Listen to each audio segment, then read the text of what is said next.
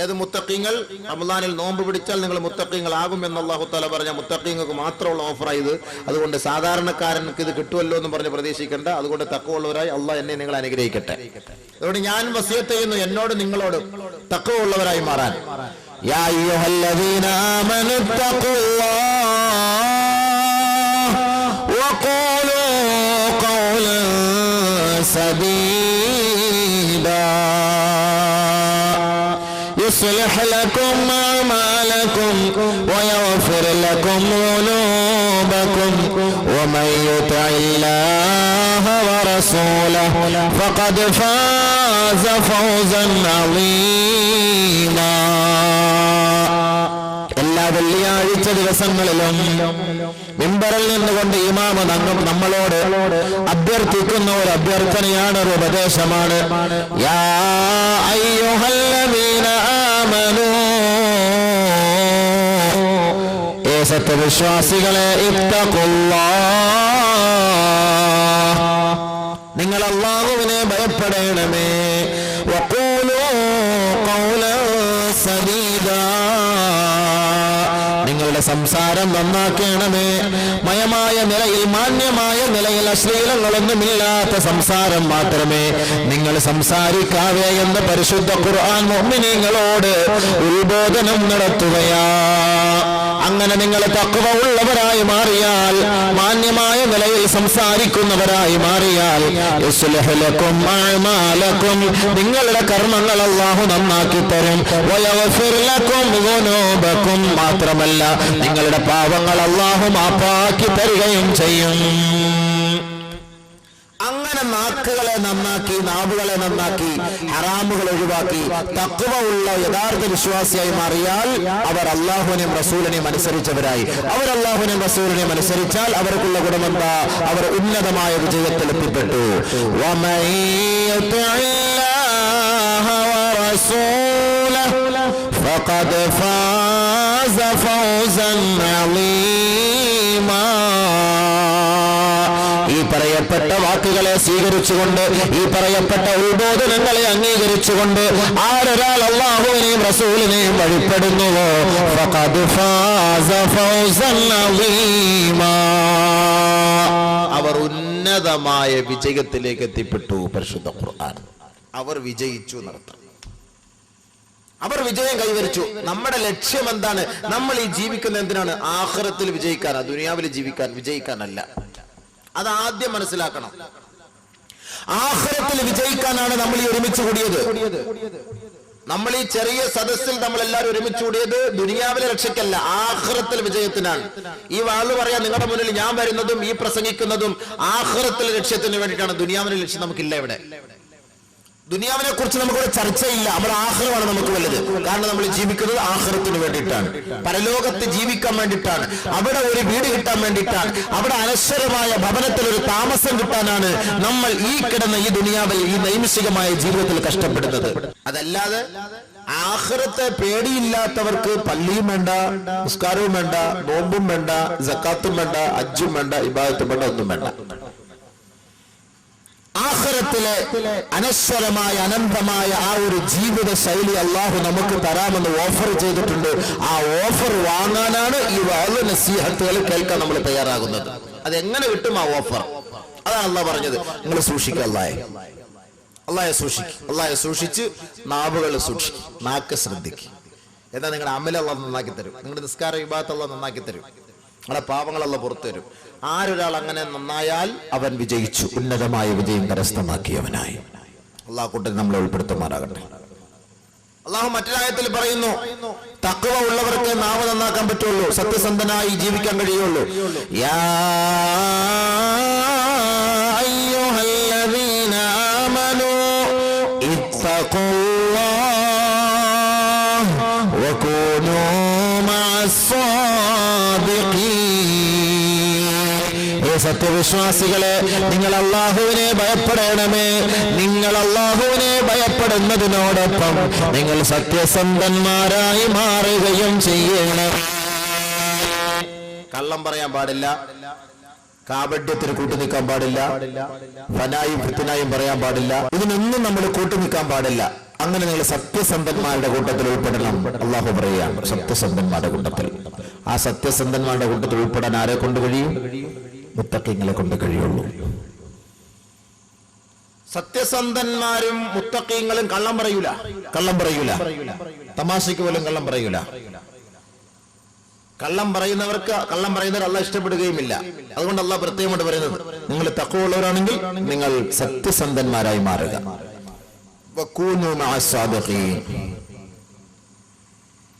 എന്നിട്ട് അള്ളാഹു അവരോട് പറയുന്നു, നാളത്തെ ഒരു ജീവിതത്തെ നിങ്ങൾ പ്രതീക്ഷിച്ചോ? തഖ്വയുള്ളവരെ, നിങ്ങൾ അള്ളാഹെ പേടിച്ചിട്ട് നാളത്തെ ഒരു ജീവിതത്തെ നിങ്ങൾ പ്രതീക്ഷിച്ചോ? യാ അയ്യുഹല്ലദീന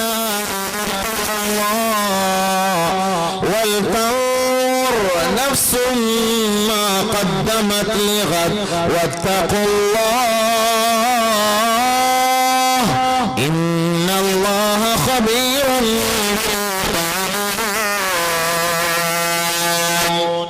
നാളത്തെ ഒരു ദിവസത്തെ ഓരോ ആത്മാവും പ്രതീക്ഷിച്ച് വേണം ജീവിക്കാൻ. അള്ളാഹെ ഓർത്തോ? പേടിച്ചോ? ഓരോ ആത്മാവും ചെയ്തത് എന്താണ് എന്ന് വെളിവാക്കപ്പെടുന്ന ഒരു ദിവസമുണ്ടാകും. ആ ദിവസത്തെ നിങ്ങൾ ഭയപ്പെടണം. നിങ്ങൾ ഒളിഞ്ഞും തെളിഞ്ഞും രഹസ്യത്തിലും പരസ്യത്തിലും മറഞ്ഞിരുന്നും ഒളിച്ചിരുന്നും ഒക്കെ ചെയ്യുന്നതിനെ വ്യക്തമാക്കുന്ന ഒരു ദിവസമുണ്ടാകും. ആ ദിവസത്തെ നിങ്ങൾ ഭയപ്പെടണം.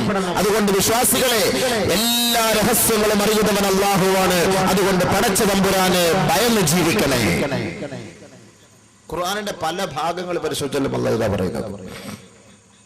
ഇങ്ങനെ ഭയപ്പെട്ട് ജീവിച്ച മുത്തഖീങ്ങൾക്ക്, ഇങ്ങനെ ഭയപ്പെട്ട് ജീവിച്ച സ്വാലിഹീങ്ങൾക്ക്, മതഭക്തന്മാർക്ക് അല്ലാഹു തആല നൽകുന്ന ഗുണങ്ങൾ എന്തൊക്കെയാണ്? ഒന്ന്, ശത്രുക്കളിൽ നിന്ന് അല്ലാഹു അവനെ സഹായിക്കും.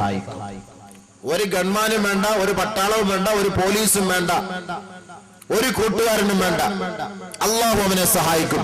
എപ്പോൾ? ഇവൻ അല്ലാഹയെ ഭയപ്പെടുന്നവനായി മാറിയാൽ.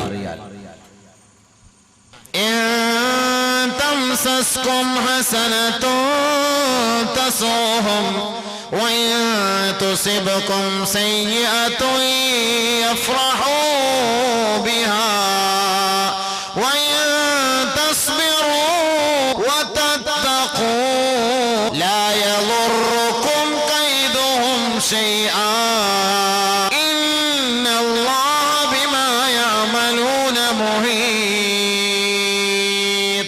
അല്ലാഹു സുബ്ഹാനഹു വ തആല നബിയും സഹാബത്തിനെ നോക്കിയിട്ട് പറയുകയാണ്, മുസ്ലിം ഉമ്മത്തിനെ അപേക്ഷിച്ചിടത്തോളം മുസ്ലിമീങ്ങൾക്ക് വല്ല ഗുണമുണ്ടായാൽ അത് അമുസ്ലിമീങ്ങൾക്ക് അത് കാണുമ്പോൾ ഒരു വല്ലാത്ത വിരോധമാണ്. ഒരാൾക്കൊരു ഖൈർ ഉണ്ടാവുമ്പോൾ മറ്റുള്ളവർക്ക് അസൂയ എന്ന് പറയുമല്ലോ നമ്മൾ. നബിക്കും സഹാബത്തിനും വല്ല ഗുണമുണ്ടാകുമ്പോൾ പ്രവാചകന്റെയും സഹാബത്തിന്റെയും ഇസ്ലാമിന്റെയും ബദ്ധവൈരികൾക്ക് അത് അംഗീകരിക്കാൻ അങ്ങോട്ട് കഴിയില്ല. അത് അംഗീകരിക്കാൻ കഴിയില്ല. ഒരു വല്ലാത്ത കുശുമ്പാണ്, കുശുമ്പ്.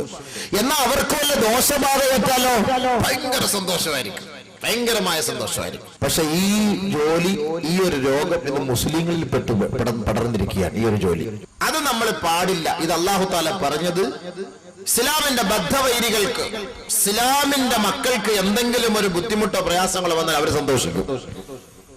പക്ഷെ അല്ലാഹു തആല പറയുന്നു, നിങ്ങൾക്ക് ബുദ്ധിമുട്ടും പ്രയാസങ്ങളൊക്കെ ഉണ്ടാകും, നിങ്ങൾ മുസ്ലിമീങ്ങളല്ലേ, ഉണ്ടാകും. നിങ്ങൾ ആ വിഷയത്തിൽ പേടിക്കുകയും വേണ്ട, ദുഃഖിക്കുകയും വേണ്ട, പ്രയാസപ്പെടാൻ വേണ്ട. നിങ്ങളുടെ കാര്യം ഞാൻ ഏറ്റെടുത്തുകൊള്ളാം. നിങ്ങൾ രണ്ട് കാര്യങ്ങൾ സ്വീകരിച്ചാൽ മതി. ഇൻ തംസസുകും ഹസനത്തുൻ തസുഹും, നിങ്ങൾക്കൊരു ബുദ്ധിമുട്ട് വന്നാൽ, ഇൻ തംസസുകും ഹസനത്തുൻ, നിങ്ങൾക്കൊരു നന്മ വന്നാൽ, തസുഹും, അത് അവരെ വേദനിപ്പിക്കുമത്രേ. വഇൻ തുസിബുകും സയ്യിഅത്തുൻ യഫ്റഹൂ ബിഹാ, നിങ്ങൾക്കൊരു ബുദ്ധിമുട്ട് വന്നാലോ ഒരു പ്രയാസം നേരിട്ടാലോ ആ പ്രയാസത്തിന്റെ പേരിൽ എതിരാളികൾ തുള്ളിച്ചാടുമത്രേ, സന്തോഷിക്കുമത്രേ. അതുകൊണ്ട് മുസ്ലിം സമുദായമേ, വിശ്വാസി സമൂഹമേ, അല്ലാഹു പറയുന്നു, നിങ്ങൾക്കൊരു ബുദ്ധിമുട്ടോ പ്രയാസങ്ങളോ നേരിട്ടാൽ നിങ്ങൾ സ്വീകരിക്കേണ്ട നിലപാട് എന്താണ്? അള്ളാന്റെ ഭാഗത്ത് നിന്ന് സഹായം വേണമെങ്കിൽ നിങ്ങൾ സ്വീകരിക്കേണ്ട നിലപാട് 2.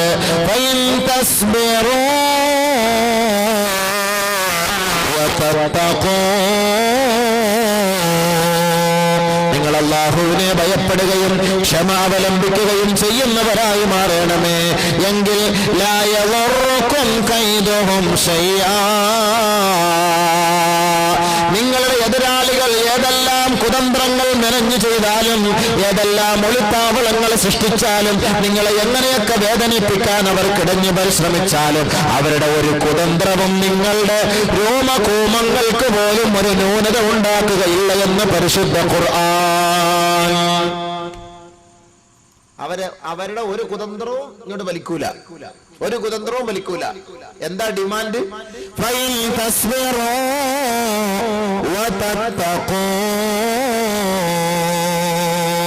ക്ഷമിക്കണം, തഖ്വ വേണം. ഇപ്പൊ ദുആ ചെയ്താൽ ഇങ്ങോട്ട് കിട്ടണം എന്ന് പറഞ്ഞാൽ കിട്ടുന്ന കാര്യമല്ല. ഇപ്പൊ ദുആ ചെയ്താൽ ഇപ്പൊ തന്നെ കിട്ടണം. അസറിന് ചെയ്താൽ മഗ്‌രിബിന് കിട്ടണം, നടക്കുന്ന കാര്യമാണ്. അതാണ് നമുക്ക് ക്ഷമയില്ലാതെ പോണത്.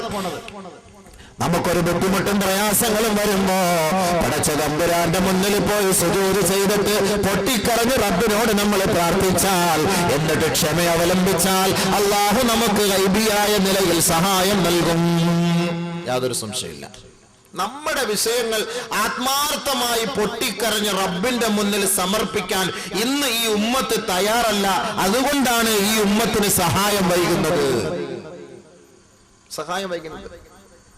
ഭാര്യ ലേബർ റൂമിൽ കൊണ്ടുപോയിട്ടിട്ട് നമ്മൾ എന്ത് ചെയ്യണം? അവിടെ വായ നോക്കി ഇങ്ങനെ കണ്ണാടി കൂട്ടിട്ട് അവിടെ നിന്നിട്ട് കാര്യമില്ല. തൊട്ടടുത്ത തൈക്കാവിലോ പള്ളിയിലോ പോയിട്ട് 2 റക്അത്ത് ഹാജത്ത് നമസ്കരിച്ചിട്ട് സുജൂദിൽ കിടന്ന് പൊട്ടിക്കരഞ്ഞ റബ്ബിനോട് പറയണം, അല്ലാഹുവേ എന്റെ ഭാര്യയുടെ ഉത്തരവാദിത്തം നിന്റെ കൈകളിലാണ്. ഡോക്ടർമാർക്ക് കഴിവില്ല, മരുന്നിനൊന്നും ഒരു കഴിവില്ല. അല്ലാഹ് നീയാണ് സൃഷ്ടിച്ചത്, നീയാണ് സൃഷ്ടാവ്, നീയാണ് കുട്ടിക്ക് ജന്മം നൽകുന്നത്. ഓരോ പെണ്ണിന്റെ ഉദരത്തിൽ വളർന്നു വരുന്ന കുഞ്ഞുമക്കളെ സംരക്ഷിക്കുന്നവർ നീയാണ്. ആ കുഞ്ഞുങ്ങൾക്കൊരു ന്യൂനത പോലും ഇല്ലാതെ ഈ ബൃഹത്തായ ലോകത്തെ കയക്കുന്നത് നീയാണ്. അതുകൊണ്ട് അല്ലാഹുവേ എന്റെ ഭാര്യയുടെ കാര്യം നീ ഏറ്റെടുക്കണമേ എന്ന് ആത്മാർത്ഥമായി 2 റക്അത്ത് നമസ്കരിച്ച് പൊട്ടിക്കരഞ്ഞിട്ട് ക്ഷമ അവലംബിക്കുക. അതിന് തയ്യാറുണ്ടോ? ഇല്ല. കടം കയറി വീട് ആകെ ഇടങ്ങേറായി പോയി. കടം ഭയങ്കരമായ കടത്തിലും പ്രയാസത്തിലും പെട്ടുപോയി. കടം മാറാൻ വേണ്ടി എന്ത് ചെയ്യും? ചെറിയ പലിശക്കാരനെ ആദ്യം സമീപിക്കും. അവന്റെ കടപാട് തീർക്കാൻ വലിയ പലിശക്കാരനെ സമീപിക്കും. അവന്റെ ഇടപാട് തീർക്കാൻ കൊള്ളപ്പലിശക്കാരനെ സമീപിക്കും. അവന്റെ ഇടപാട് തീർക്കാൻ മീറ്റർ വെച്ച് പലിശ കൊടുക്കുന്നവനെ സഹായിക്കും. അവനെ പോയി സഹായം തേടും അവനോട്. അവസാനം അവരെല്ലാരും കൂടെ ഒരുമിച്ച് ബ്ലേഡും കൊണ്ടുവന്ന് അവന്റെ കഴുത്തിലേക്ക് വെക്കുമ്പോൾ അവന്റെ വീടും പണയവും കൂടെ, വീടും പ്രമാണവും എല്ലാം കൂടെ കൊണ്ടുപോയി ഒരു ബാങ്കിൽ കൊണ്ട് പണയം വെക്കും. അതും കൂടെ പോകുന്ന ഒരവസ്ഥ വരുമ്പോ ഒരു തുണ്ട് എഴുതി ഉസ്താദിന് കൊടുത്തു വിടും. കടം കൊണ്ട് വളരെ വിഷമത്തിലും പ്രയാസത്തിലാണ്, ഉസ്താദ് ഒന്ന് ദുആ ഇറക്കണമെന്ന്. ലാസ്റ്റ് ഘട്ട അത്യാഹിതത്തില് തുടക്കത്തിലെ ഒരു കൊളസ്ട്രോളിന്റെ ഒരു ഗുളിക അടിച്ച് അങ്ങ് ശരിയാകുമായിരുന്നു. ഇതങ്ങ് അറ്റമെത്തി ലാസ്റ്റ് തീരാറായപ്പോ കൊണ്ടുവന്നിട്ട് വല്ല കാര്യമുണ്ടോ? എന്തേലുമൊക്കെ അസുഖം വരുമ്പോ അതൊന്നും നോക്കണം. ചിലർ നോക്കൂല, ടെസ്റ്റ് ചെയ്യൂല. എന്നിട്ട് എല്ലാം ഞാൻ അള്ളാഹുൽ വരമേൽപ്പിച്ചിരിക്കാന്ന് പറഞ്ഞു കഴിഞ്ഞാൽ ഇങ്ങനെ അങ്ങ് നടക്കും. അങ്ങനെയൊന്നും ഇസ്ലാം പറഞ്ഞിട്ടൊന്നുമില്ല. നമ്മുടെ രോഗത്തിന് നമ്മൾ ചികിത്സിക്കണം, എന്നിട്ട് അള്ളാഹുവിനോട് ദുആ ചെയ്യണം. Pray and prayer, pray and work. പ്രാർത്ഥിക്കുക, പ്രവർത്തിക്കുക.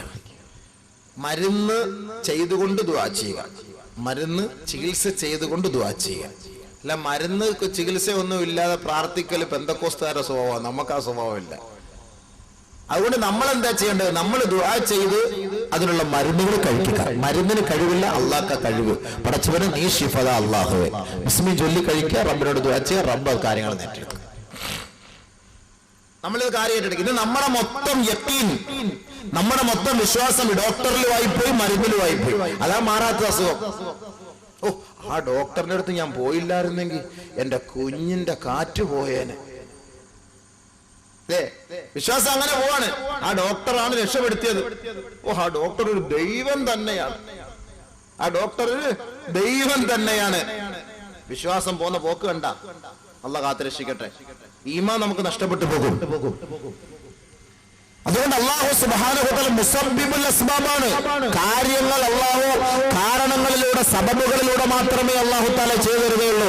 നമ്മൾ രോഗം വന്നാൽ ചികിത്സിക്കണം, ചികിത്സിച്ചിട്ട് അല്ലാഹുവോട് ദുആ ചെയ്യണം. അല്ലാഹു ആ ദുആയുടെ ബർക്കത്ത് കൊണ്ട് നമ്മുടെ രോഗങ്ങൾക്ക് ശിഫാ നൽകും. ആക്സിഡന്റ് പറ്റി ആശുപത്രിയിൽ കിടക്കുന്നു, ഡോക്ടറോട് നമ്മൾ പറഞ്ഞു സാറേ വേണ്ടവണ്ണം ഒന്ന് കൈകാര്യം ചെയ്യണം. ഡോക്ടർ പറയും നിങ്ങൾ നിങ്ങളുടെ ദൈവത്തോട് പ്രാർത്ഥിക്കുക, ഞങ്ങളെ കൊണ്ട് കഴിയുന്നത് ഞങ്ങൾ ചെയ്തോളാം. മാന്യമായ സംസാരം. മാന്യമായ സംസാരം നമ്മളും ചെയ്യേണ്ടത് അതാണ്. അല്ല ഡോക്ടറിന്റെ മുന്നിൽ പോയി കയ്യും കാലും പിടിച്ചിട്ട് 500 താളുകൾ കൊടുത്തിട്ട് കാര്യമില്ല. ഈ അടുത്ത സമയത്ത് കൊല്ലത്തൊരു കുട്ടി ഹോസ്പിറ്റലിൽ 1.5 കോടി രൂപയുടെ ഓപ്പറേഷൻ ചെയ്തു. 1.5 കോടി രൂപയ്ക്ക് മജ്ജ മാറ്റിവെക്കൽ ശസ്ത്രക്രിയ നടത്തി. അവസാനം മരിച്ചുപോയി. ഡോക്ടർ പറഞ്ഞു ഈ 1 കോടി രൂപയുടെ ഓപ്പറേഷൻ ചെയ്താൽ കുട്ടിക്ക് രക്ഷ കിട്ടുമെന്ന്. ഞാൻ ഈ വ്യക്തിയോട് പറഞ്ഞു അത് ചെയ്യരുത്, ഇത് നിങ്ങൾ ചെയ്തിട്ട് കുട്ടി രക്ഷപ്പെട്ടില്ലെങ്കിൽ ഡോക്ടർമാർ ഉറപ്പ് തരുന്നുണ്ടോ? ഉറപ്പ് തരുന്നുണ്ട് ഉസ്താദ്. ഡോക്ടർമാർ പറയുന്ന കുഴപ്പമില്ല. കിട്ടുമോ? അള്ളാന്റെ തീരുമാനം. അല്ലാഹു തആല ആ കുട്ടിയുടെ മാതാപിതാക്കൾക്ക് ഒരു നിക്ഷേപമാക്കി ആ കുട്ടി അല്ലാഹു തആല അനുഗ്രഹിക്കുമാറാകട്ടെ. ബഹുമാനമുള്ള മുഅ്മിനീങ്ങളെ, അതുകൊണ്ട് നമ്മൾ ഒരു രോഗിയായി ഹോസ്പിറ്റലിലേക്ക് പോകുമ്പോഴോ, നമുക്കൊരു പ്രയാസം വരുമ്പോഴോ, നമുക്കൊരു ബുദ്ധിമുട്ടുകളോ, നമുക്കൊരു വേദനകളോ അസഹ്യതകളോ നമ്മളെ നേരിടുമ്പോൾ അല്ലാഹു സുബ്ഹാനഹു വ തആലയെ സ്വാധീനിക്കലല്ലാതെ നമുക്കൊരു മാർഗവുമില്ല. റബ്ബിന്റെ മുന്നിൽ പൊട്ടിക്കരഞ്ഞ് നമ്മുടെ വിഷമങ്ങളും പ്രയാസങ്ങളും ഖേദങ്ങളും ദുഃഖങ്ങളും ദുരിതങ്ങളും നമ്മൾ പറയാൻ തയ്യാറാകുമ്പോൾ റബ്ബുൽ ഇസ്സത്തായ തമ്പുരാൻ നമുക്ക് അദൃശ്യമായ നിലയിൽ സഹായം നമ്മുടെ മുന്നിൽ കൊണ്ടെത്തിച്ചു തരും. ഔലിയാക്കൾക്ക് അല്ലാഹു തആല കൊടുത്ത സഹായം അങ്ങനെയാണ്. ഔലിയാക്കൾക്ക് അല്ലാഹു കൊടുത്ത സഹായം അങ്ങനെയാണ്. ആ സഹായം അല്ലാഹു നമുക്കും തരും. ഇത് ഔലിയാക്കൾക്ക് മാത്രം അല്ലാഹു പ്രത്യേകമായി എഴുതി വെച്ച സഹായമൊന്നുമല്ല.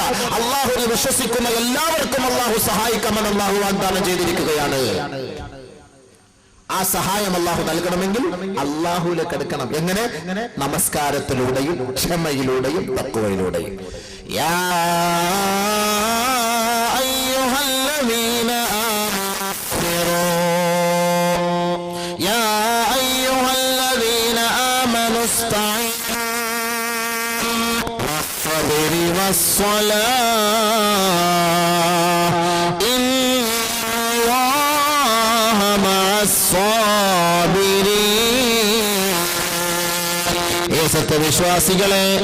സത്യവിശ്വാസിനികളെ, നിങ്ങൾ ക്ഷമിക്കണേ, നിങ്ങൾ നമസ്കാരത്തിലൂടെ അള്ളാഹുവിനെ സ്വാധീനിക്കണേ.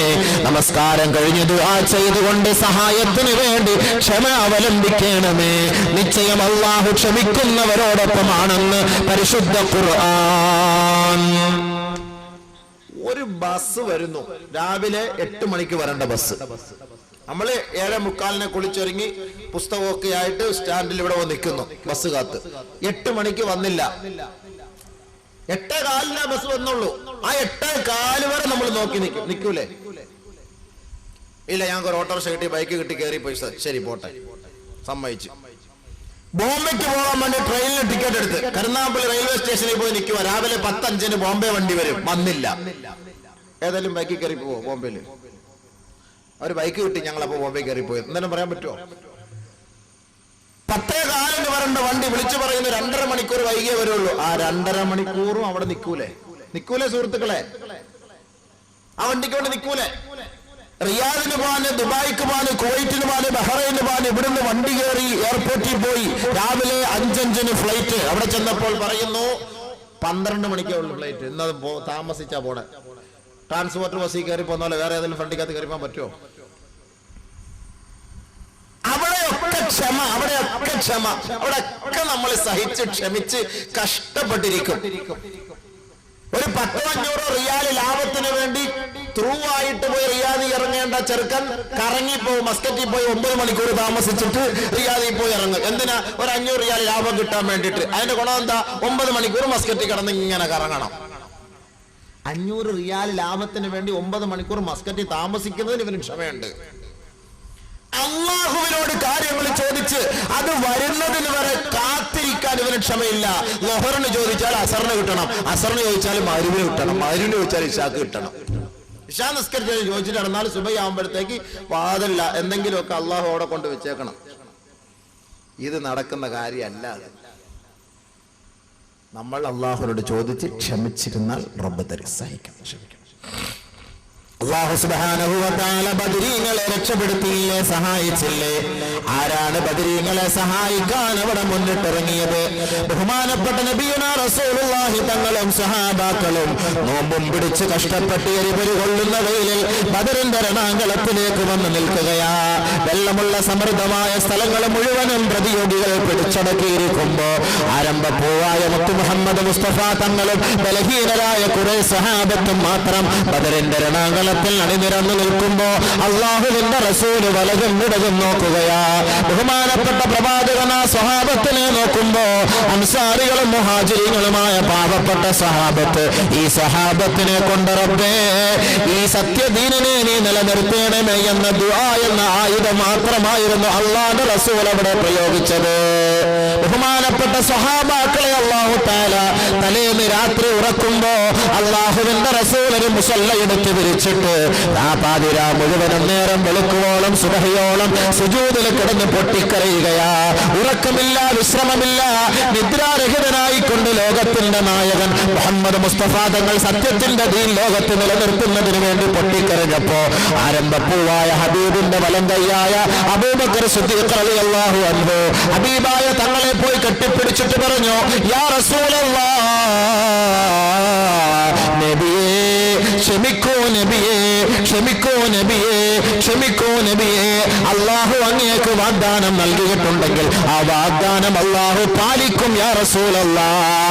അതുകൊണ്ട് വിശ്രമിക്കൂ യാ റസൂലല്ലാഹ്, അങ്ങൊന്ന് സമാധാനിക്കൂ യാ റസൂലല്ലാഹ്.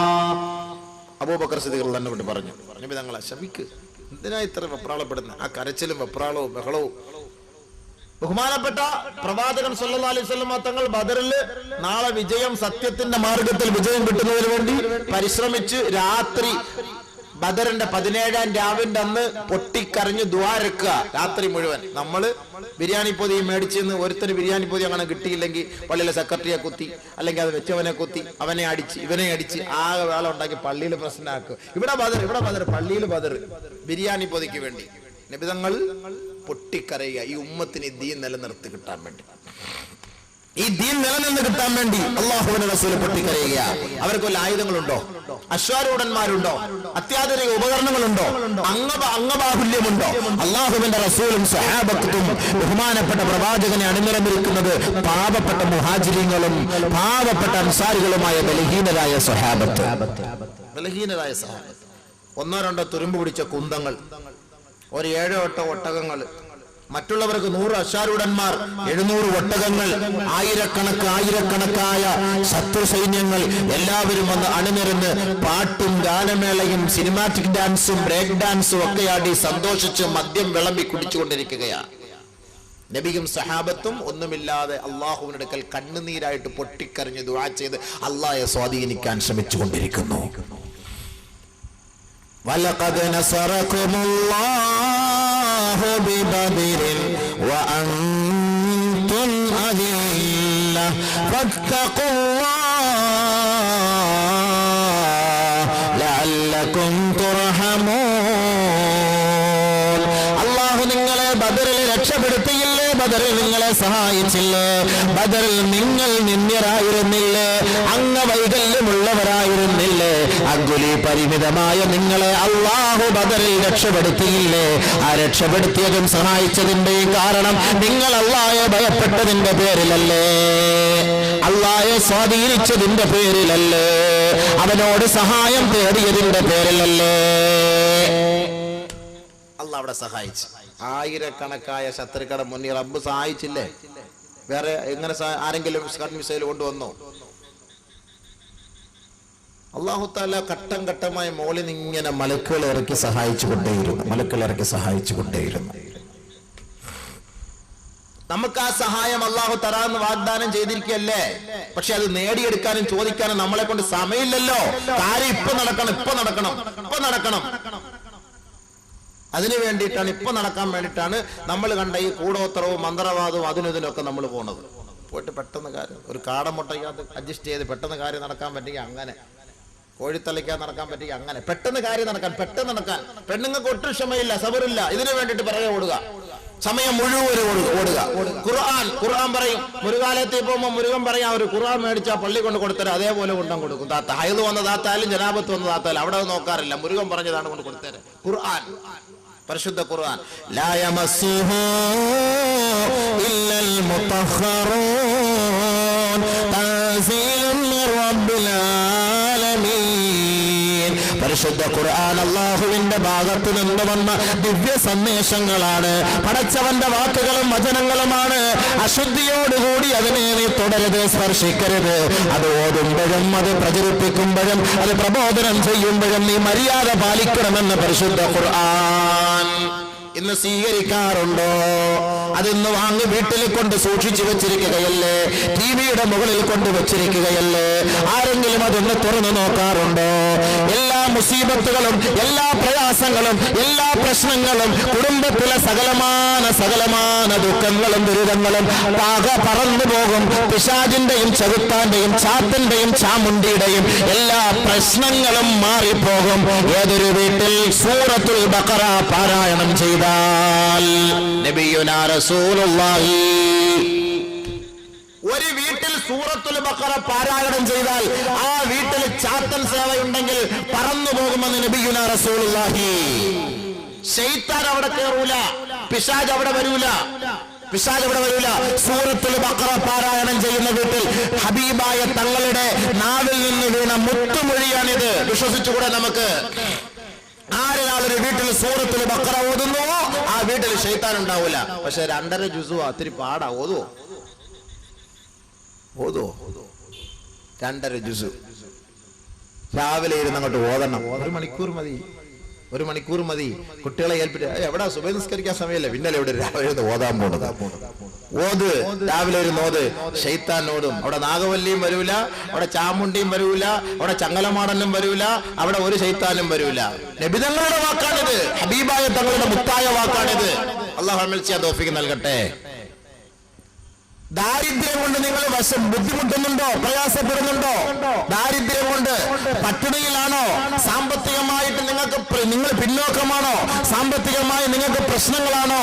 സാമ്പത്തിക മാന്ദ്യം നിങ്ങളെ പിടികൂടിയിട്ടുണ്ടോ?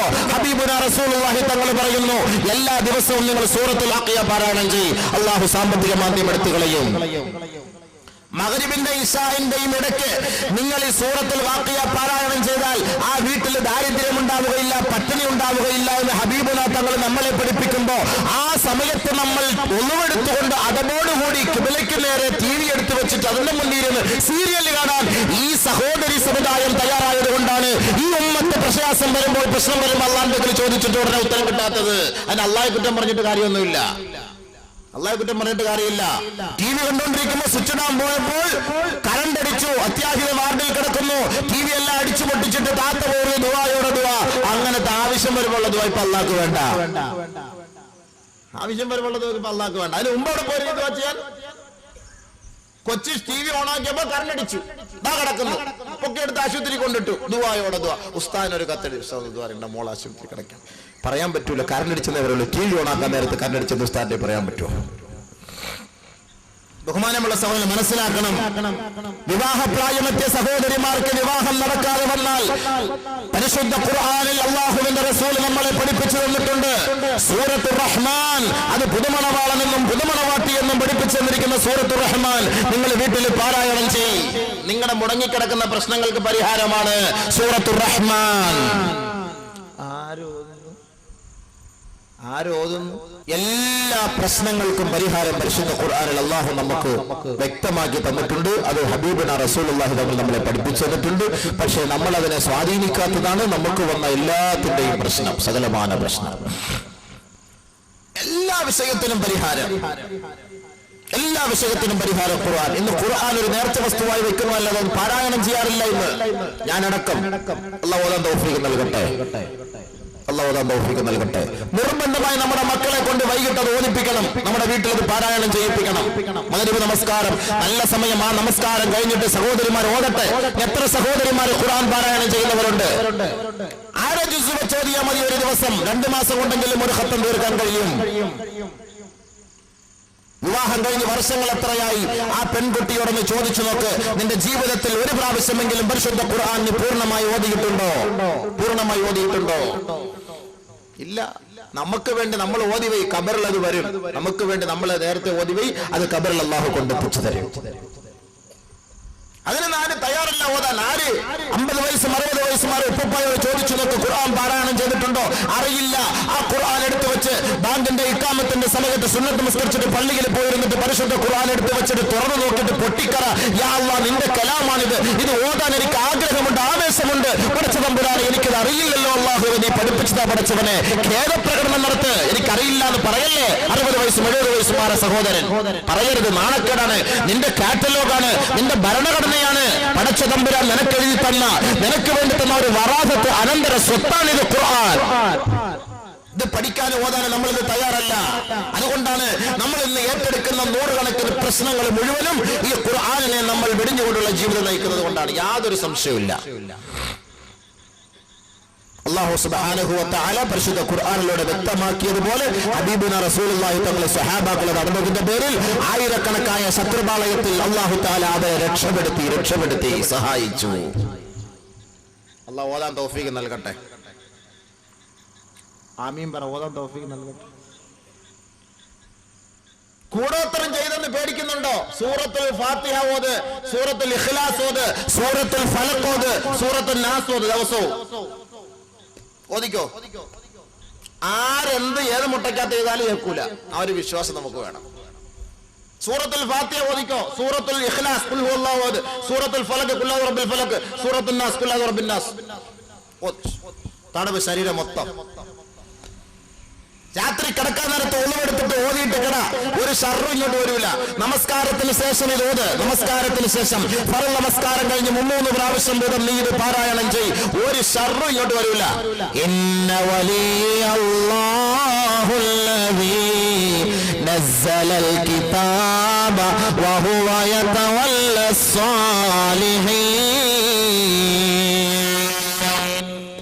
അല്ലാഹു രക്ഷകനാണ്, സ്വാലിഹീങ്ങളുടെ രക്ഷകനാണ്. ഏത് രക്ഷകനാണ്? നസ്സലൽ കിതാബ്, അവനാണ് ഈ ഗ്രന്ഥം ഇറക്കിയവൻ. വഹുവ യതവല്ലസ്സാലിഹീൻ, സ്വാലിഹീങ്ങളുടെ പരിപൂർണമായ ഉത്തരവാദിത്വം ഏറ്റെടുത്തുകൊണ്ട് അവർക്ക് പൂർണ്ണമായ സംരക്ഷണം നൽകാമെന്നും അല്ലാഹു തആല പറഞ്ഞിരിക്കുകയാണ്. ഈ ആയത്തിന്റെ സബബുൻ നുസൂൽ, ഈ ആയത്ത് ഇറങ്ങിയതിന്റെ പശ്ചാത്തലം തന്നെ പരിശോധിച്ച് നമുക്കറിയാം. മുശ്രിക്കീങ്ങൾ പറഞ്ഞു, ഞങ്ങളുടെ ദേവതയെങ്ങാണെന്ന് കുറ്റം പറഞ്ഞാൽ ആ ദേവത വലിയ തീയുടെ രൂപത്തിൽ വന്ന് നിന്നെ കരിച്ചു കളയും മുഹമ്മദ് എന്ന് പറഞ്ഞു, പേടിപ്പിച്ചു കളഞ്ഞു. നീ അങ്ങനെ നിന്ന് കുറ്റം പറഞ്ഞു നോക്ക്, ഇനി അയാൾ പറപ്പിക്കും മുട്ടയ്ക്കകത്ത് വെച്ച്. ഇങ്ങനെ പറയുമ്പോ നമ്മളങ്ങ് പേടിച്ചു പോകും. ഈ മുശ്രിക്കുകൾ ഈ വാക്ക് പറഞ്ഞപ്പോ അള്ളാഹ്ക്ക് ഇഷ്ടപ്പെട്ടില്ല. അള്ളാഹ് ഉടനെ ആയത്തിറക്കിയിട്ട് പറഞ്ഞു, അള്ളാഹു സ്വാലിഹീങ്ങളുടെ സംരക്ഷകനാണ്, അള്ളാഹു സ്വാലിഹീങ്ങളുടെ സംരക്ഷകനാണ്, നിങ്ങൾ പേടിക്കണ്ട. ആ യഖീൻ നമുക്ക് വേണം. അള്ളാഹല്ലേ നമ്മുടെ സംരക്ഷകൻ, നമ്മളെന്തിനാ പേടിക്കുന്നത്? ഇന്നമാ വലിയകുമുല്ലാഹു വറസൂലുഹു, അള്ളാഹു നിങ്ങളുടെ സംരക്ഷകനാണെന്നുള്ള പറഞ്ഞിരിക്കുന്നിടത്തോളം കാലം നിങ്ങൾ എന്തിനു വിഷമിക്കണം, പ്രയാസപ്പെടണം? അതുകൊണ്ട് ബഹുമാനമുള്ള മുഅ്മിനീങ്ങളെ, അള്ളാഹുവിനെ നമ്മൾ സ്വാധീനിച്ചാൽ, ചുരുക്കി പറഞ്ഞാൽ അള്ളാഹു നമ്മളെ സഹായിക്കും. ഇൻ തസ്ബിറൂ വതത്തഖൂ ലാ യളറുകും കൈദുഹും ശൈആ. നിങ്ങൾ ഭയഭക്തിയോടുകൂടി, തികഞ്ഞ മതബോധത്തോടുകൂടി, ക്ഷമാവലംബിച്ചുകൊണ്ട് റബ്ബിനെ സ്വാധീനിക്കാൻ തയ്യാറായാൽ ഏത് ബദ്ധവൈരികൾ ചെയ്യുന്ന കുതന്ത്രങ്ങളും നിങ്ങളുടെ ശരീരത്തിൽ ഒരു പോറൽ പോലും ഏൽപ്പിക്കുകയില്ല. മുസ്ലിം ഉമ്മത്തിനെ അപേക്ഷിച്ചിടത്തോളം വളരെ പീഡനങ്ങൾ ഏൽക്കേണ്ടി വരുമെന്ന് പരിശുദ്ധ ഖുർആൻ വ്യക്തമാക്കുന്നു. മുസ്ലിം ഉമ്മത്തിനെ അപേക്ഷിച്ച് ലോകത്തിന്റെ ചരിത്രത്തിൽ, ലോകത്തിന്റെ മാപ്പിൽ മുസ്ലിമീങ്ങളാണ് ഇന്ന് പീഡിപ്പിക്കപ്പെട്ടുകൊണ്ടിരിക്കുന്നത്. എന്തുകൊണ്ട്? അള്ളാഹുവിനെ ആരാധിക്കുന്നതിന്റെ പേരിൽ. അള്ളാഹു പറയുന്നു, തീർച്ച, നിശ്ചയം, നിർബന്ധമായും, നിസ്സംശയം, ഈ വിശ്വാസികളെ നിങ്ങൾ സാമ്പത്തികമായി പരീക്ഷിക്കപ്പെടും, ശാരീരികമായി പരീക്ഷിക്കപ്പെടും, സന്താനപരമായി പരീക്ഷിക്കപ്പെടും. ജൂതനസ്രാണികളിൽ നിന്ന് നിങ്ങൾ ധാരാളം അനാവശ്യങ്ങൾ കേൾക്കേണ്ടി വരും. ബഹുദൈവ ആരാധകരിൽ നിന്ന് അസഹ്യതകൾ നിങ്ങൾ സ്വീകരിക്കേണ്ടി വരും. നടക്കുന്നില്ല അതൊക്കെ. ഞാൻ എന്തൊക്കെയാതൊന്നും ഞാൻ പറയുന്നില്ല. ഹബീബായ തങ്ങളെ തന്നെ ഡെൻമാർക്കിൽ നിന്ന് വൃത്തികെട്ടവർ ഹബീബായ തങ്ങളെ നിന്ദിച്ചു. ലോകത്തിന്റെ മുന്നിൽ ലോകത്തിന്റെ നായകൻ, ലോകത്തിന്റെ പ്രവാചകനെ നിന്ദിച്ചു. അത് മുസ്ലിം ഉമ്മത്തിന്റെ ഹൃദയത്തിന്റെ ഏറ്റവും വലിയ വേദനയായിരുന്നു. ഇതൊക്കെ ആരുടെ ഭാഗത്തുനിന്ന് വന്നതാണ്? ആരുടെ ഭാഗത്തുനിന്ന് വന്നതാണ്? നമ്മുടെ നാട്ടിൽ പോലും വരെ എത്തി ഹബീബായ തങ്ങളെ വേദനിപ്പിക്കുന്ന ഒരവസ്ഥ. ഭൗതിക പ്രബുദ്ധതയുള്ള കൊച്ചു കേരളത്തിലെ സാംസ്കാരിക ബോധമുള്ള കൊച്ചു കേരളത്തിൽ നിന്ന് പോലും ലോകത്തിന്റെ നാടിപിടിപ്പായ ഹബീബായ തങ്ങളെ വേദനിപ്പിക്കുന്ന ഒരു അവസ്ഥാവിശേഷം വരെ ഈ കൊച്ചു കേരളത്തിൽ ഉണ്ടായെങ്കിൽ റബ്ബുൽ ഇസ്സത്തായ തമ്പുരാൻ പറഞ്ഞു വമിനല്ലദീന അശ്റകൂ അദൻ കസീറാ, ബഹുദൈവാരാധകർ ധാരാളം അസഹ്യതകൾ ഏൽക്കേണ്ടി വരും. ജൂതനസ്രാണികളിൽ നിന്നും നിങ്ങൾ ധാരാളം മോശത്തരങ്ങൾ കേൾക്കേണ്ടി വരും. ഈ സന്ദർഭത്തിൽ നിങ്ങൾ എന്ത് ചെയ്യണം? ഫഇൻ തസ്ബിറൂ വതത്തഖൂ ഫഇന്ന ദാലിക മിൻ അസ്മിൽ ഉമൂർ. ക്ഷമിച്ചുകൊണ്ടും അള്ളാഹുവിനെ സ്വാധീനിച്ചുകൊണ്ടും ഭയപ്പെട്ടുകൊണ്ടും നിങ്ങൾ അള്ളാഹുവിനെ കരസ്ഥമാക്കാൻ ശ്രമിച്ചാൽ തീർച്ചയായും അതാണ് സുദൃഢമായ കാര്യങ്ങളിൽ പെട്ടതെന്ന് പരിശുദ്ധ ഖുർആൻ.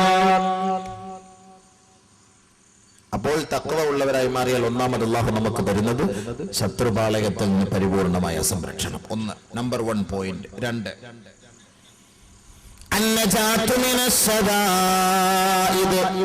സകലമാന പ്രശ്നത്തിനും പരിഹാരം. നമ്മൾ പ്രശ്നപരിഹാരത്തിനാണല്ലോ നമ്മൾ കണ്ട സിർക്കിലേക്കും കുഫറിലേക്കൊക്കെ പോണത്, പ്രശ്നപരിഹാരത്തിന്. ഈ സകല പ്രശ്നത്തിനും പരിഹാരം തരാമെന്ന് അല്ലാഹു പറയുന്നു. ومن يتق الله يجعل له مخرجا إن تتقوا الله يجعل لكم فرقانا ومن يتق الله يجعل له من أمره يسرا. സകല പ്രശ്നത്തിനും സകലമാന ആവലാദികൾക്കും വേവലാദികൾക്കും അള്ളാഹു പരിഹാരം തരാമെന്ന് പറയുന്നു. പക്ഷെ ഒരേ ഒരു ഉപാധി, തഖ്വ. പറയുന്നത് മനസ്സിലാവുന്നുണ്ടല്ലോ അല്ലേ? തഖ്വ, പേടി, അള്ളാഹെ പേടി, അള്ളാഹെ ഭയപ്പെടണം, സൂക്ഷിക്കണം, അള്ളാഹെ സൂക്ഷിക്കണം. അള്ളാഹെ സൂക്ഷിക്കുമ്പോ അള്ളാഹ് പറയാണ് വമൻ യത്തഖില്ലാഹ യജ്അൽ ലഹു മഖ്റജാ. നിങ്ങളുടെ പ്രയാസങ്ങൾ, ബുദ്ധിമുട്ടുകൾ, ദുഃഖങ്ങൾ, ദുരിതങ്ങൾ, കടങ്ങൾ, നിങ്ങൾ ഏതൊരു വിഷയവുമായി കഷ്ടപ്പെട്ട് വേദനിച്ചു കൊണ്ടിരിക്കുന്നു, ആ പ്രയാസത്തിന് പരിപൂർണമായ പോംവഴി അള്ളാഹു നിശ്ചയിച്ചു തരുമെന്ന് പരിശുദ്ധ ഖുർആനിൽ വ്യക്തമാക്കുന്നു. അള്ളാഹു സ്വീകരിക്കുന്ന ഡിമാൻഡ് ഒരേ ഒരു ഡിമാൻഡ്, നിങ്ങൾ അള്ളാഹയെ ഭയപ്പെടണം, നിങ്ങൾ അള്ളാഹയെ ഭയപ്പെടണം. ومن يتق الله يجعل له مخرجا. ആരാണ് അല്ലാഹുവിനെ ഭയപ്പെടുന്നുവോ അവരുടെ സകലമായ പ്രശ്നത്തിനും പരിഹാരമായി ഒരു പോംവഴിയെ അല്ലാഹു നിശ്ചയിച്ചു കൊടുക്കുമത്രേ. വയർസുഖുഹു മിൻ ഹൈസു ലാ യഹ്തസിബ്. അവൻ അറിയാത്ത ഭാഗത്തുകൂടി അല്ലാഹു അവന് വിഭവങ്ങൾ എത്തിച്ചു കൊടുക്കുമത്രേ. അവൻ അറിയാത്ത രീതിയിൽ അല്ലാഹു റിസ്ക് കൊടുക്കും. അറിയാത്ത രീതിയിൽ അവനൊരു ചെറിയ തുക കൊണ്ടൊരു കച്ചവടം ചെയ്താൽ അല്ലാഹു അതിൽ വലിയ ലാഭം നൽകും. കൊള്ളപ്പലിശയ്ക്ക് വലിയ തുക എടുത്ത് കച്ചവടം ചെയ്താൽ അല്ലാഹു നഷ്ടത്തിലെത്തിക്കും. നമ്മളിവിടെ ഒരു കാര്യം പ്രത്യേകമായിട്ട് മനസ്സിലാക്കണം, നല്ലപോലെ ഗൗരവത്തോടെ കേൾക്കണം കേട്ടോ. കാര്യങ്ങൾ നല്ലപോലെ മനസ്സിലാക്കണം. അള്ളാഹു എനിക്ക് നിങ്ങൾക്ക് മനസ്സിലാക്കാൻ തൗഫീഖ് നൽകട്ടെ. ഞാൻ നിങ്ങളെ പഠിപ്പിക്കല്ല, ഞാനും കൂടെ നന്നാവാൻ വേണ്ടിയാണ് ഞാൻ ഈ പറയുന്നത്. ഞാൻ പറയുന്ന ആള് നല്ല ആള്, നിങ്ങൾ മോശക്കാരോ എന്നുള്ള നിയത്തിലല്ല, ഞാൻ അടക്കം. ഖുർആൻ എനിക്കും നിങ്ങൾക്കും എല്ലാവർക്കും വേണ്ടി അള്ളാഹ് നമ്മളെല്ലാം നന്നാക്കുമാറാകട്ടെ. ആമീനൊക്കെ ഉറക്കെ പറഞ്ഞോ, കുഴപ്പമൊന്നുമില്ല, ആരും അറസ്റ്റ് ചെയ്തുകൊണ്ടൊന്നും പോവില്ല. നമ്മൾ ചെയ്യുന്ന ദുആയും നമ്മുടെ പ്രവർത്തനങ്ങളും നമുക്കൊരു സാറ്റിസ്ഫാക്ഷൻ കിട്ടാത്തതിന്റെ കാരണം എന്താ? ഞാൻ ഈ നിസ്കരിച്ചിട്ട് ശരിയാവുന്നില്ല ഉസ്താദ്, ഒരുപാട് നിസ്കരിച്ച് മനസ്സിനൊരു റാഹത്ത് കിട്ടുന്നില്ല. ദുആ ചെയ്ത് കൈയെല്ലാം ഒടിഞ്ഞ് എത്ര നാൾ കൊണ്ട് നമ്മൾ എന്തെങ്കിലും വിഷയം പറയാൻ ദുആരക്കപ്പാ ദുആ ചെയ്യും. 3 വർഷമായിട്ട് ദുആ ചെയ്തിട്ട് എൻ്റെ കടം മാറുന്നില്ല, 3 വർഷമായിട്ട് ദുആ ചെയ്ത് എൻ്റെ വാപ്പാടെ അസുഖം മാറുന്നില്ല, 3 വർഷമായിട്ട് ദുആ ചെയ്ത് എൻ്റെ മോളെ കെട്ടിക്കാൻ കഴിഞ്ഞിട്ടില്ല. ഇനി എന്തോ ദുആയ. കല്യാണം കഴിഞ്ഞ് വർഷം ഇത്രയായി, ഒരു കുഞ്ഞിനെ പോലും എനിക്ക് കിട്ടുന്നില്ല. ഞാൻ ദുആ എല്ലാ വൈലാക്കന്മാരും പറയും ദുആ ചെയ്ത് ഇവിടെ എടുത്ത ഇത് കൈയുടെ എല്ലും ഡിസ്കും എല്ലാം ഉറഞ്ഞ് തേഞ്ഞു പോയി. വേറെ ജോലിയൊന്നും ഇല്ലയോ? സ്വാഭാവികമായി പറഞ്ഞു പോകും അല്ലേ? ഒരിക്കലുമില്ല. വല്ലാഹി സത്യം, വല്ലാഹി സത്യം, ആര് ദുആ ചെയ്താലും ആ ദുആ അല്ലാഹു സ്വീകരിക്കും. പിന്നെ സ്വീകരിക്കാതെ വരുമ്പോൾ എന്താ അതിന്റെ പ്രശ്നം? എന്താണ് പ്രശ്നം? ഒരാൾ ഒരു ഡോക്ടറിന്റെ അടുക്കലേക്ക് പോയി, അദ്ദേഹത്തിന് ഹാർട്ടിന് അസുഖമാണ്. ഡോക്ടർ പറയുന്നു ഇറച്ചി കഴിക്കരുത്, അതല്ലെങ്കിൽ ഇന്ന കൊഴുപ്പുള്ള വസ്തുക്കൾ കഴിക്കരുത്, അതൊക്കെ നിങ്ങൾ സൂക്ഷിക്കണം എന്നൊക്കെ പറഞ്ഞിട്ട് ഡോക്ടർ പറഞ്ഞു വിടുന്നു. മരുന്നൊക്കെ കൊടുത്തിട്ട് ശരി 2-3 ദിവസമൊക്കെ നോക്കി. 3-ാമത്തെ ദിവസം വീട്ടിൽ ഇത്തിരി മട്ടൻ വാങ്ങിയപ്പോൾ നല്ല അതിനൊക്കെ ഒന്ന് ശുഷ്കി അടിച്ചൊക്കെ ഒന്ന് കൊണ്ടുവന്ന് വെച്ചപ്പോൾ എൻ്റെ മണമൊക്കെ കേട്ടപ്പോൾ മൂപ്പിലാൻ ഇരിക്കാൻ കഴിയുന്നില്ല. നല്ല സൂപ്പർ. എൻ്റെ ആ നെയ്യൊക്കെ ഇങ്ങനെ പൊങ്ങിക്കിടക്കുന്നത് കണ്ടപ്പോൾ അയ്യോ പെണ്ണുമ്പിള്ള ഒരു തരത്തിൽ കൊടുക്കല്ലോ, അയ്യോ കൊടുക്കല്ലേ, അതോ സാറാ നമ്മൾ എത്ര വർഷം ഒരുമിച്ച് ജീവിച്ച, നീ തരാതെ പിന്നെ ആര് തരാനാ? പണ്ട് ഹവ്വാ ബീവി ആദം നബിയെ സോപ്പിട്ടതുപോലെ സ്വർഗത്തിൽ വെച്ച് കടിച്ച പഴം കൊടുത്തിട്ട് പറഞ്ഞു തിന്ന് മനസ്സിലായി തിന്ന്. അപ്പോ ഇത് തിന്നരുതെന്ന് അള്ളാഹ് പറയുന്നത് നീ കേട്ടില്ലേ? അതല്ലേ നിങ്ങൾക്കുള്ളൊരു സ്വഭാവമാണല്ലോ, ഞാൻ കടിച്ചത് കൊണ്ടല്ലേ നിങ്ങൾ തിന്നാത്തത്. അങ്ങനെ പറഞ്ഞപ്പോ മൂപ്പിലാൻ വലിയ വിഷമായി പോയി. ഓ ഭാര്യയെ തൃപ്തിപ്പെടുത്തുന്ന അതൃപ്തിയായി പോയല്ലോ അവൾക്ക്. ശരി ഞാൻ കടിച്ച് അപ്പഴേ ഓർഡർ വന്ന് വിട്ടോളാൻ പറഞ്ഞു, വണ്ടി വിട്ടോളാൻ പറഞ്ഞു രണ്ടുപേരും കൂടെ. അപ്പൊ എന്നതുപോലെ ഈ ഭർത്താവ് ഇങ്ങനെ ഇരുന്നിട്ട് ഇറച്ചിയുടെ കാര്യയുടെ മണവ് കണ്ടപ്പോൾ പറഞ്ഞു ഒന്ന് സ്വസ്ഥമായിട്ടൊക്കെ ഇരുന്ന് നോക്കിയപ്പോ അവസാനം പെതുക്കെ 2 പീസ് തിന്ന് എന്തായാലും മരിക്കും, നീ ഇങ്ങോട്ടെട്. അപ്പൊ അത് തിന്ന പാടെ അപ്പോഴാളവിടെ ഉരുണ്ട് വരും. പെട്ടെന്ന് കൊണ്ടുപോയി ഡോക്ടറെ തന്നെ കാണിക്കുന്നു. പരിശോധിച്ച് നോക്കുമ്പോ കൊളസ്ട്രോൾ കൂടി, പ്രശ്നമായി. ഡോക്ടർ എന്തെങ്കിലും കഴിച്ചോ? അത് 2 പീസ് മട്ടന്റെ പീസ് തിന്ന് സാറേ. എന്താ തിന്നരുതെന്ന് പറഞ്ഞാൽ നിങ്ങൾ പിന്നെ തിന്നാൻ പാടും. കൊളസ്ട്രോൾ മാറാൻ വേണ്ടി ദ്വാരക്കും ഇപ്പുറത്ത് മട്ടൻ ചാപ്സ് തിന്നുകൊണ്ടിരിക്കും. അല്ല, കൊളസ്ട്രോൾ മാറാൻ വേണ്ടി മരുന്ന് കഴിക്കും, ഇപ്പുറത്ത് മട്ടൻ ചാപ്സ് തിന്നുകൊണ്ടിരിക്കും. കൊളസ്ട്രോൾ കുറയോ? ഷുഗർ മാറാൻ വേണ്ടിയിട്ട് ഗുളിക കഴിക്കും, ഇപ്പുറത്ത് മധുര വെട്ടിങ്ങനെ അടിച്ച് വീക്കിക്കൊണ്ടിരിക്കും. എങ്ങനെ അത് പരിഹാരം കാണുക? അപ്പൊ നമ്മുടെ രോഗം മാറാത്തതില് നമ്മുടെ എന്തോ ഒരു ചെറിയ പ്രശ്നം ഉണ്ടല്ലോ, അതുകൊണ്ടാണല്ലോ ഇത് മാറാത്തത്. അതിന്റെ പിന്നിൽ അതാണല്ലോ.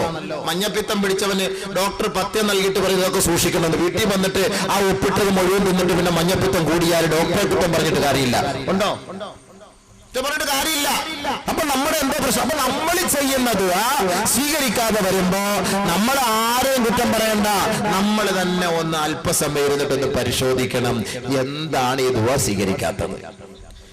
ഒരു ഹദീസ് പറഞ്ഞു കേൾപ്പിച്ചു തരാം.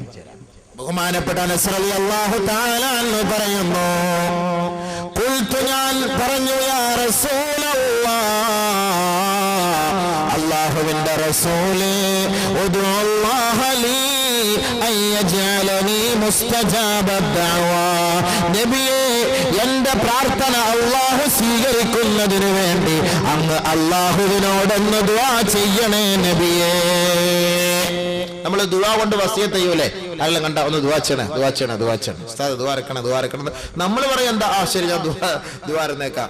പലിശക്കാരനായിരിക്കും വന്ന് ഉസ്താദിനോട് ദുആ ഇറക്കാൻ പറയണ. ശരി അല്ലാഹു വർക്കത്ത് ചെയ്യട്ടെ, ഉസ്താദ് കച്ചവടത്തിൽ വർക്കത്ത് ചെയ്യട്ടെ, അല്ലാഹു നല്ല വർക്കത്ത് തരട്ടെ. അതല്ല ഇപ്പൊ നമ്മള് ചെറിയ പലിശ കൊള്ളപ്പലിശ വായിക്കട്ടെ, നല്ല വർക്കത്ത് കിട്ടട്ടെ, ദുആ ഇറക്കട്ടെ. അബ്കാരി കോൺട്രാക്ടർ വന്ന് ദുആ ഇറക്കും, 500 രൂപ കൊടുത്ത് ഉസ്താദ് അൽഹംദുലില്ലാഹ് അല്ലാഹുവിന്റെ കച്ചവടത്തിൽ വലിയ വർക്കത്ത് ചെയ്യട്ടെ. ആ ദുആടെ വർക്കത്തുണ്ട് വലിയ ബാറ് കെട്ടും. ഇങ്ങനെ അതിന്റെ സമ്മാനമായിട്ട് ഉസ്താദ് കച്ചവടത്തിൽ വലിയ വർക്കത്ത് കിട്ടി അൽഹംദുലില്ലാഹ്, എന്നാ 1000 രൂപ ഇരിക്കട്ടെ, ഒന്നുകൂടെ ദുആ ഇറക്കണേ. അപ്പോഴാ ചോദിക്കുക എന്താ സംഭവം, കച്ചവടം എന്താ? അപ്പോഴാണ് പ്രശ്നങ്ങള്. അപ്പോൾ ഒരാൾ വന്ന് നമ്മുടെ അടുത്തൊക്കെ ചോദിക്കുമ്പോൾ സംസാരിക്കുമ്പോൾ നമ്മൾ ചോദിക്കണം എന്താ ബിസിനസ്. എന്തെങ്കിലും വിവരമില്ലാത്ത അറിവില്ലാത്ത ആൾ എന്തെങ്കിലുമൊക്കെ ഹറാമുമായിട്ടൊക്കെ ചെയ്യുന്ന ആളാണ് ആക്ഷേപിക്കാതെ അധിക്ഷേപിക്കാതെ രഹസ്യമായിട്ട് പറഞ്ഞ് അദ്ദേഹത്തിന് നോവൽ വേദന ഉണ്ടാകാതെ അദ്ദേഹത്തെ അതിൽ നിന്ന് നമ്മൾ പിന്തിരിപ്പിക്കണം. അല്ലാതെ പലിശക്കാരനാന്ന് അറിഞ്ഞിട്ട് അങ്ങേരുടെ പൈസ മേടിച്ച് പോക്കറ്റ് വെച്ചിട്ട് അല്ലാഹു അക്ബർ എന്ന് പോയി നിസ്കരിപ്പിക്കുക എന്ന നിസ്കാരം ശരിയാവൂല. അറിഞ്ഞിട്ട് അത് കാശ് 500 തലയാന്ന് പറഞ്ഞിട്ടൊന്നും കാര്യമില്ലല്ലോ. അവന്റെ വീട്ടിൽ പോവുക തന്നെ ചെയ്യരുത്. കള്ള് കച്ചവടം ചെയ്തിട്ട് കിട്ടുന്ന കാശാന്ന് അറിഞ്ഞിട്ട് നമ്മൾ അദ്ദേഹത്തിന്റെ വീട്ടിൽ അറിഞ്ഞുകൊണ്ട് പോയിട്ട് നമ്മൾ അയാളെ പൈസ മേടിച്ച് പോക്കറ്റ് വെച്ചിട്ട് നിസ്കരിച്ച നിസ്കാരം അങ്ങനെ ശരിയാവും. അറിഞ്ഞിട്ട് അറിയാതെ ആകുമ്പോൾ നമ്മൾ അല്ലാഹു എല്ലാം പുറത്തിറട്ടെ. അറിഞ്ഞിട്ട് നമ്മൾ അങ്ങനെ ചെയ്യാൻ പാടില്ല, ഒഴിവാക്കണം. 1000 കോടികൾ ലക്ഷങ്ങൾ തന്നാലും ഹറാം. കേട്ടോ, അതാണ് ഹദീസ് ഞാൻ ഓതുന്നത്. എന്താ അനസ് റളിയല്ലാഹു അൻഹു പറഞ്ഞത്? എന്റെ ദുആ സ്വീകരിക്കാൻ അങ്ങ് അല്ലാഹുവിനോടൊന്ന് പ്രാർത്ഥിക്കണം നബിയെ, എന്റെ ദുആ സ്വീകരിക്കാൻ. നമ്മൾ അന്നേ പറയും ശരി ഞാൻ ദുആ ഇറന്നേക്കാം, നിങ്ങൾ പൊയ്ക്കോന്ന് പറയും. നബി സല്ലല്ലാഹു അലൈഹി വസല്ലമ തങ്ങൾ അനസ് റളിയല്ലാഹു അൻഹുവിനോട് പറഞ്ഞ ഡിമാൻഡ് ദുആ സ്വീകരിക്കാൻ ആരംഭപ്പോവായ മുത്ത് മുഹമ്മദ് മുസ്തഫ തങ്ങൾ പറഞ്ഞ ഡിമാൻഡ് ഒരേ ഒരു ഡിമാൻഡ്. ആ ഡിമാൻഡ് സ്വീകരിച്ചാൽ ഈ അബൂബക്കറിന്റെയും ഈ സഹോദരങ്ങളുടെയും ദുആയും അല്ലാഹു സ്വീകരിക്കുമത്രേ. യാ അനസു ഹബീബായ തങ്ങൾ പറഞ്ഞു അത്രേ, യാ അനസ്, ഓ അനസ്, അതിബ് കസ്ബക്, നിന്റെ സമ്പാദ്യം ഹലാലാക്കിക്കോ, തുജബ് ദഅവതുക്, ഓട്ടോമാറ്റിക്കായി നിന്റെ ദുആ അല്ലാഹു സ്വീകരിക്കും. അപ്പൊ നമ്മുടെ ദുആ സ്വീകരിക്കാതെ വരുമ്പോ ഓർക്കണം, SBTന്ന് ഫുലൂസ് എടുത്തിട്ടാ കച്ചവടം ചെയ്യുന്നത്. ദിവസം തോറും അടച്ചോണ്ടിരിക്കുന്നു, മാസം തോറും അടച്ചോണ്ടിരിക്കുന്നു. MIT കൊണ്ട് എടുത്തത് CC ഇട്ട വണ്ടിയാണ്, അതിനകത്താണ് ഈ മീൻ കച്ചവടത്തിന് പോകുന്നത്, അടച്ചോണ്ടിരിക്കുന്നു. ഓട്ടോറിക്ഷ ഓടിച്ച് കൃത്യസമയത്ത് പള്ളിയിൽ ജമാഅത്തിൽ നിസ്കരിക്കുന്നു, പക്ഷേ ബർക്കത്ത് കിട്ടുന്നില്ല. എന്താ കാരണം? 50,000 അടച്ചു, ബാക്കി CC ആണ്, അതിന്റെ പുറത്തിരുന്നാണ് ഞാൻ ഈ കാശുണ്ടാക്കുന്നത്. വീട്ടിലിരുന്ന് ദുആ ചെയ്യുന്നു, വീട്ടുകാർക്കും പെണ്ണുങ്ങളും ചെയ്യുന്ന ദുആ ഒന്നും അല്ലാഹു സ്വീകരിക്കുന്നില്ല. എന്താണ്? 5 ലക്ഷത്തിന്റെ വീട് വെച്ചു, 2 ലക്ഷം സൊസൈറ്റിയിൽ നിന്ന് ലോൺ എടുത്തിട്ടാണ് അടിവാരം ബേസ്മെന്റ് കിട്ടിയത്. 3 ലക്ഷം നാട്ടുകാരോ അല്ലെങ്കിൽ സ്വന്തക്കാരോ തന്ന് സഹായിച്ചു. പക്ഷെ വീട് നിൽക്കുന്നത് പലിശയുടെ മുകളില. അതിന്റെ മുകളിൽ കയറി ഇരുന്നിട്ട് എത്ര ദുആ ചെയ്താലും ആ ദുആ സ്വീകരിക്കൂല. വിഷയം അതേ ഉള്ളു വിഷയം. നിങ്ങൾ വിചാരിക്കും തങ്ങൾ ചെയ്താലേ ദുആ സ്വീകരിക്കുള്ളൂ, ഔലിയ ചെയ്താലേ ദുആ സ്വീകരിക്കുള്ളൂ, ഷെയ്ഖുന ഖുതുബുൽ അഖ്താബ് ഒക്കെ ചെയ്താലേ ദുആ സ്വീകരിക്കുള്ളൂ, നമ്മളൊന്നും ചെയ്താൽ ദുആ സ്വീകരിക്കൂല. അത് നമ്മുടെ ഒരു ധാരണ ഇല്ല, അങ്ങനെ ഒരു ധാരണയില്ല. അല്ലാഹു എല്ലാവരുടെ ദുആ സ്വീകരിക്കും. പക്ഷേ ഇവിടെയാണ് വിഷയം. മഹാന്മാർ, ഔലിയാക്കൾ, ആരിഫീങ്ങൾ അവർ ഹറാമുമായിട്ട് ബന്ധമില്ലാതെ കഴിയുന്നത് കൊണ്ട് അവരുടെ ദുആ അല്ലാഹു സ്വീകരിക്കും. നമ്മൾ അതുമായിട്ട് ബന്ധമുള്ളവർ അവരുടെ പോയി ദുആർക്ക് എന്ന് പറഞ്ഞാൽ അവർ ദുആ ചെയ്യും, പക്ഷെ അതിന്റെ എഫക്ട് ഇങ്ങോട്ട് കിട്ടുന്നില്ല. ഓ, ആ തങ്ങൾ മോശക്കാരൻ, ആ ഔലിയ ശരിയല്ല, അങ്ങനെ ശരിയല്ല, എത്ര ദുആ ചെയ്തിട്ട് ശരി എന്ന് പറഞ്ഞിട്ട് കാര്യമില്ല. നമ്മുടെ രോഗം നമ്മൾ ചികിത്സിച്ച് മാറ്റ്, എന്നിട്ട് നീ ദുആ ചെയ്യ്, അല്ലാഹു നിന്റെ ദുആ സ്വീകരിക്കും.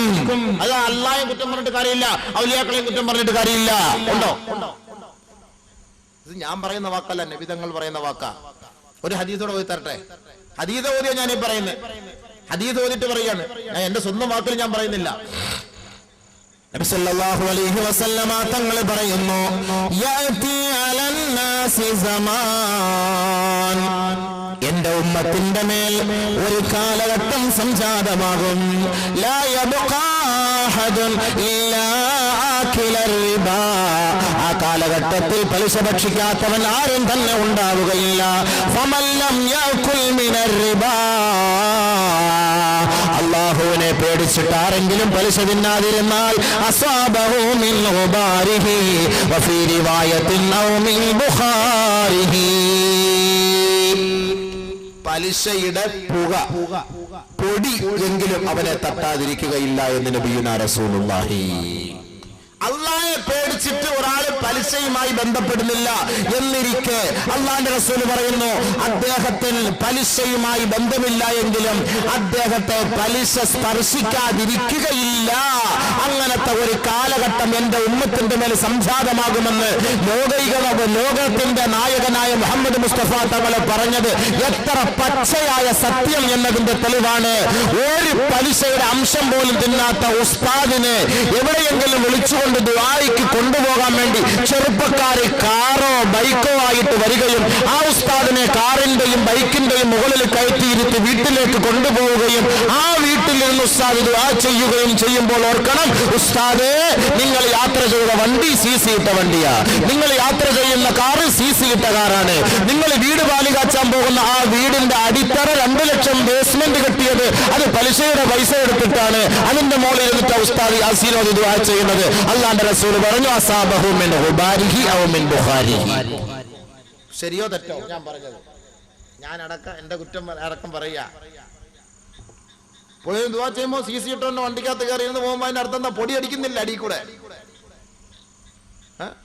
വീട്ടിൽ പോയിരിക്കുന്നു, വീടിന്റെ നല്ല എന്താ പറയാ വെട്രിഫൈഡ് ടൈലില് ഗ്രാനൈറ്റിൽ ഉസ്താദ് ദുആ ഇറക്കുന്നു, ദുആ ചെയ്യുന്നു, അടിയിൽ നിന്ന് എന്താ കയറുന്നത്? പൊടി, പലിശയുടെ പൊടി. 2 ലക്ഷം ലോൺ, 2 ലക്ഷം ലോൺ. നിസ്കാരത്തിന് ഒരു കുറവില്ല, ദുആയ്ക്ക് ഒരു കുറവില്ല, കൃത്യസമയം 5 വഖത്ത് കൃത്യമായി വന്ന് പള്ളിയിൽ നിസ്കരിക്കും.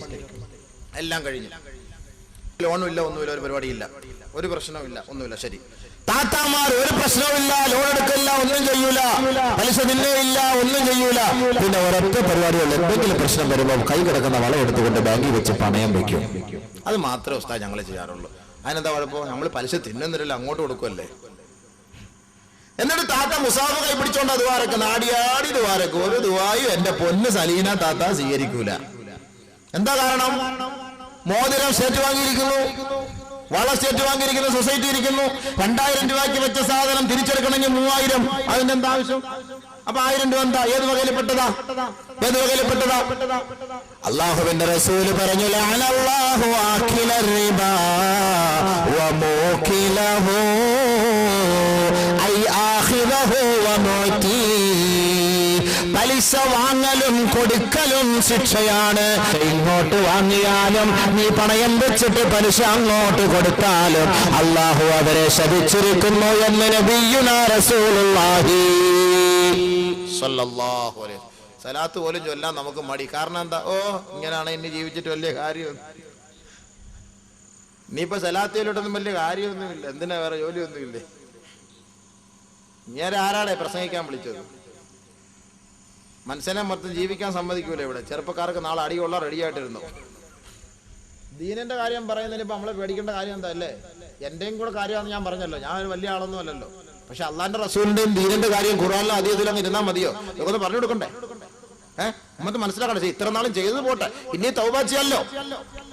ഏത് ഇനിയെങ്കിലും തൗബ ചെയ്യാലോ അല്ലേ? ചെയ്തൂടെ? അതാ നമ്മൾ പറയുന്നത്. പക്ഷെ ഇത് പറയാതിരുന്നാലോ? ഇത് പറയാതിരുന്നാൽ നാളെ വീണ്ടും കൂടെ കൊണ്ടുപോയി രാവിലെ തിരുവനന്തപുരം വരെ പോകണം, പൈസ ഇല്ല, ഒരു മോതിരം ഇരിപ്പുണ്ട്, അത് കൊണ്ട് വെച്ചിട്ട് പണയം വെച്ചിട്ട് വീണ്ടും പോകും. ഹജ്ജിനും ഉംറക്കും വരെ പോകാൻ പണയം വെച്ചിട്ട് പോകും. ഹജ്ജിനും ഉംറക്ക്. ഈ അടുത്ത സമയത്ത് ഒരു സഹോദരി എന്നെ വിളിച്ചിട്ട് ചോദിച്ചു, എനിക്ക് പണ്ട് ഇരിപ്പുണ്ട്, വടക്കുന്ന് ചോദിച്ചതാ, പണ്ട് ഇരിപ്പുണ്ട്, സ്വർണ്ണം ഇരിപ്പുണ്ട്, അത് പണയപ്പെടുത്തണം, ഭർത്താവ് അത് വിൽക്കാൻ സമ്മതിക്കുന്നില്ല, അത് പണയപ്പെടുത്തിട്ട് ഉംറക്ക് പോകാവോ? ഞാൻ പറഞ്ഞു അത് ഹറാം. ഒരു കാര്യം ഇവിടെ ശ്രദ്ധിച്ചോളി, ഒരു വിഷയം വരുമ്പോൾ തൊട്ടടുത്ത വിഷയത്തിലേക്ക് പോവാ, പറയാതിരിക്കുന്ന അങ്ങനെ. ഹജ്ജിന് പോകുമ്പോ നമ്മൾ ദ്വാരക്കാറുണ്ട്, മഖബൂലും മബ്റൂറുമായ ഹജ്ജാക്കണേ അല്ലാ. അല്ലാഹുവേ, എന്റെ വാപ്പയുടെ ഹജ്ജ്, എന്റെ ഉമ്മയുടെ ഹജ്ജ്, അത് മഖബൂലാക്കണേ അല്ലാ, മബ്റൂറാക്കണേ അല്ലാ. ഉസ്താദ് ഹജ്ജ് യാത്രയ്ക്ക്, ഹജ്ജ് കല്യാണം ഉണ്ടല്ലോ, ഹജ്ജ് കല്യാണം, ഹജ്ജിന് പോകുന്നതിന് മുമ്പ് ഒരു കല്യാണം നടത്തുമല്ലോ വീട്ടില്. അപ്പൊ ആ ഹജ്ജ് കല്യാണത്തിന് പോയിരുന്ന് ദുആ രക്കാറുണ്ട്. ആ ദുആ എന്താ ചെയ്യാ? അല്ലാഹുവേ, ഹജ്ജ് മഖബൂലും മബ്റൂറുമാക്കണേ അല്ലാ. ഹജ്ജ് കല്യാണം എന്ന് പറയുമ്പോൾ വിഷമിക്കൊന്നും വേണ്ട. ഈ പൊടി പൊടിച്ച് നാട്ടുകാരെ മുഴുവനും ബാക്കി ചാപ്പാടും കൊടുത്ത് ഈ ആഡംബരം കാണിച്ചിട്ട് ഹജ്ജിന് പോകേണ്ട കാര്യമൊന്നുമില്ല. നിങ്ങൾക്ക് അത്രയും പൈസ ഉണ്ടെങ്കിൽ ആ സാധുക്കളെ സഹായിക്കാൻ വേണ്ടി പൈസ ഒരു കെട്ടെടുത്ത് വെച്ചിട്ട് ഒരു 1000-2000 റുപ്യ ഓരോ വീട് തോറും കയറി ഇറങ്ങിയിട്ട് രഹസ്യമായിട്ട് അവരുടെ കയ്യിൽ കൊടുത്തിട്ട് ദുആ ചെയ്യും, ഞാൻ ഇതുപോലെ ഹജ്ജിന് പോകണം, നമ്മുടെ ഭാഗത്ത് എന്തായാലും ഒക്കെ വീഴ്ച വന്നിട്ടുണ്ടെങ്കിൽ നിങ്ങളത് മാപ്പാക്കണം, അള്ളാഹു നമുക്കൊക്കെ നല്ല കൂലി തട്ടെ, നല്ല ദുആ ഇരുന്നിട്ട് അങ്ങനെ പോകും. അത് ബുദ്ധിമുട്ടുള്ള കാര്യമാണ്. പ്രസക്തി കിട്ടോ? പാവപ്പെട്ട സഹോദരി തൊട്ടയൽവക്കത്ത് പട്ടിണി കിടക്കുകയാ. തന്റെ മക്കളൊക്കെ നല്ല ബുദ്ധിയുണ്ട്, പഠിപ്പിക്കാൻ പൈസ ഇല്ല, യൂണിഫോമിന് കാശില്ല, പലചരക്ക് സാധനങ്ങൾ വാങ്ങാൻ കടയിൽ പോകാൻ പറ്റൂല, അവിടെ കടം കയറിയിരിക്കുകയാണ്, പട്ടിണി കിടക്കുന്നു. പച്ചവെള്ളവും പേരക്കായും തിന്നിട്ടാ മക്കൾ സ്കൂളിൽ പോണത്. അവന്റെ വീട്ടിൽ പോയിട്ട് ഒരു 2000 റുപ്യ നീ കൊണ്ട് കൊടു, അല്ലെങ്കിൽ നീ ഒരു കരി എടുത്ത് കൊടു, അൽഹംദുലില്ലാഹ് ഞാനൊരു നല്ല വഴിക്ക് പോവാണ്, ദുആ ചെയ്യുമെന്ന് പറഞ്ഞാൽ അത് സന്തോഷമുണ്ട്. അത് ചെയ്യുവോ? അതോടെ സൂക്ഷിച്ച് അള്ളാഹെ ഭയപ്പെട്ട് ജീവിക്കും. അള്ളാഹ് എനിക്ക് നിങ്ങൾക്ക് തൗഫീഖ് നൽകട്ടെ.